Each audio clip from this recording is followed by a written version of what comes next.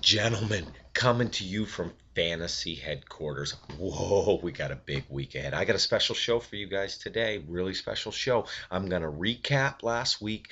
I'm going to go over all the scenarios, and I got a few guests for us today. Really, really exciting. Unfortunately, my esteemed colleague, Max and Load, is not with me today. He is in school, and I wanted to get this out because week 14 is upon us. This is it. Four teams vying for two spots. Last week's action.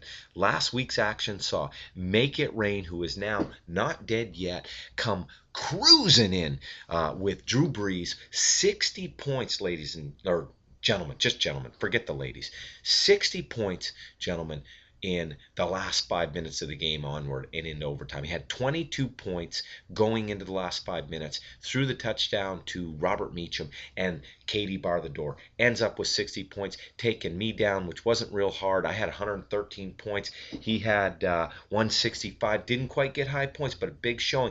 Had a must win. Needed that win, and we're going to talk to him a little later in the show. The scenarios for him are very simple. He needs to win. Sabod, Dud Dogs, myself, we all need to lose, and he needs to surpass Dud Dogs in the point total. And I think he's three behind. So we'll see what happens. Good luck. I really, really love the fact that he's still trying. Made another move the other day, so made 23 on the year, 4-9. Good luck. Drew Brees was all he needed. Yours truly, 37 points from Witten. Hey, what can you say? Good news about me is I haven't lost three in a row all season long. I've lost two in a row, so this should be the week that I win, but then I'll probably get my butt kicked in the playoffs if I can make the playoffs. But hey, I'd be happy to make the playoffs. 37 points from Witten. Still didn't score a touchdown, but, great, great effort.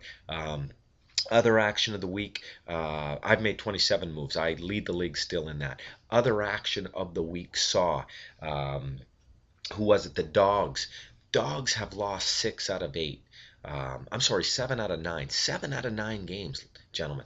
That's a lot. And they're trying, though. They're really trying. They got the Gates matchup right this week over Davis. But the problem was that they didn't get the Aaron Rodgers matchup, and at some point you got to go with your studs. Aaron Rodgers has been a stud. He's throwing the ball all around the lot, and maybe it's time to put Donovan McNabb on the shelf. But hey, I guess sometimes you do what the experts say with matchups and this and that and the other thing. But Aaron Rodgers continues to play well. The Dogs got they got.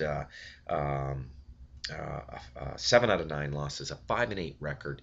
They've made 19 moves or 20 moves. Sorry, 20 moves, and we'll see what happens. It's a must-win for them this week. If they win, and either myself or Sabod loses, they're in. They're in the playoffs, in spite of losing 7 of their last 9. And hopefully, if they're available, we're going to talk to them a little later in the show. Bayou Bandits, ladies and gentlemen, the Bayou Bandits continue to rock the Casbah here in Fantasyland. They've won 4 out of their last 5. Out of those 4 wins, they've been the top point dog, including this week. 3 out of those 4 weeks. Wes Welker continues to be the hottest wide receiver in fantasy. 30 points a week, 36 last week. Chad Johnson got big play from Johnson out of Detroit last week, and 26 points. Roethlisberger played steady. Calvin Johnson, sorry, Georgia Tech, boy, congratulations, Georgia Tech in the AT&T ACC championship, going to the Orange Bowl. So really, really exciting here for Bayou Bandits. They solidified a 4 spot, could move up to 3. They play me this week, big matchup. It's a must-win for me. It's not insurmountable, but probably not quite possible with my team versus theirs if you look at it on paper. But hey, anything's possible. That's why we play it out. And it starts tonight, week 14. So the Bayou Bandits, one of the hottest teams going into the playoffs. Nobody wants a piece of the Bandits. Nobody wants a piece of the Bandits. The Dogs, on the other end, they're hit or miss, and they play Now You're in New York. Now You're in New York. We'll talk about them in a second. Not much to say, by the way, about them, but we will talk about them in a second. Um, Make it or Bayou Bandits only made 10 moves or 11 moves on the season. Nothing spectacular here, but they come right at you every week.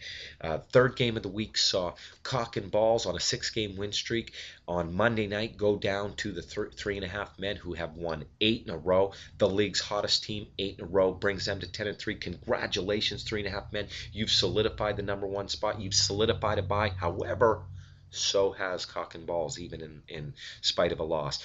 Great effort by them last week. Philip Rivers continues to smoke the league. San Diego playing some of the best football in the National League right now, getting a little bit from their run game. He's very, very accurate. 43 points last week. 73 points last week by the receivers on 3.5 men. 73 points. Percy Harvin, Miles Austin. I mean, they're throwing it all over the place, and they've got some receivers to back it up.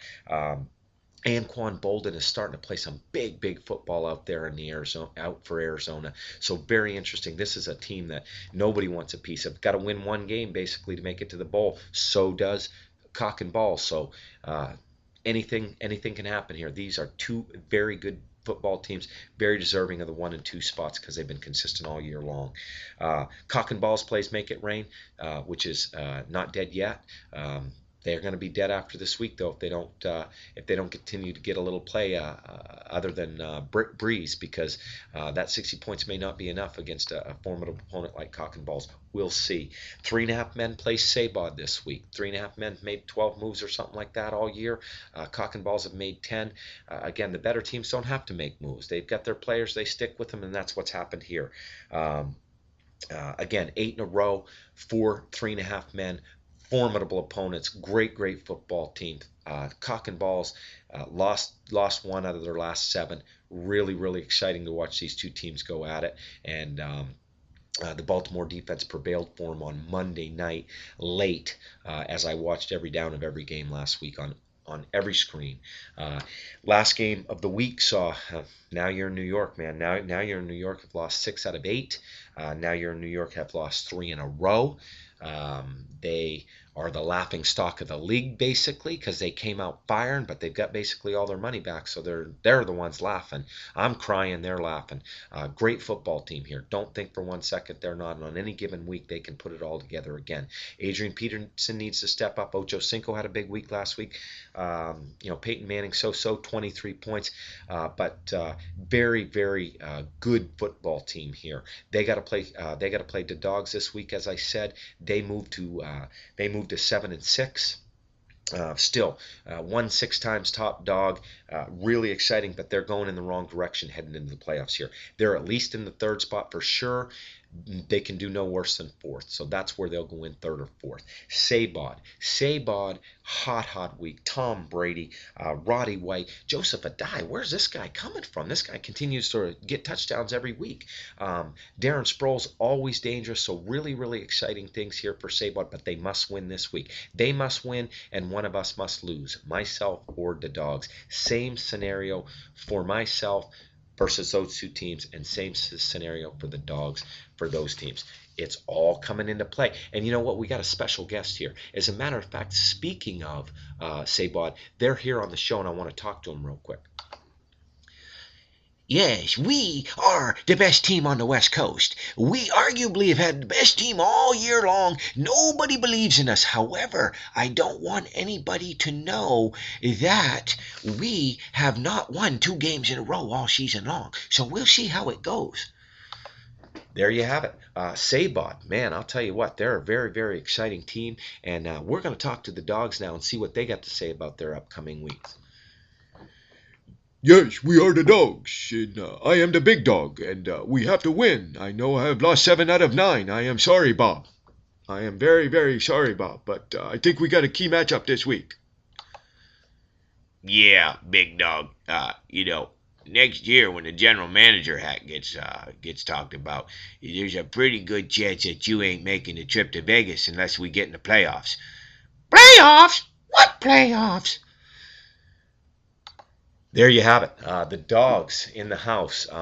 Sounds like there's a little dissension on that team. I'm not sure. The last party that we're going to talk to today is Make It Rain, and which is now we're still in this thing. Yes, I am the pig in the ham and egg breakfast. I'm committed to seeing this through. I want to win this week. Don't know if I can because my team sucks. There you have it, gentlemen. Congratulations. We've all gotten through week 13. Week 14 is on. 4 teams fighting for 2 spots. Good luck to all of you from Fantasy Headquarters.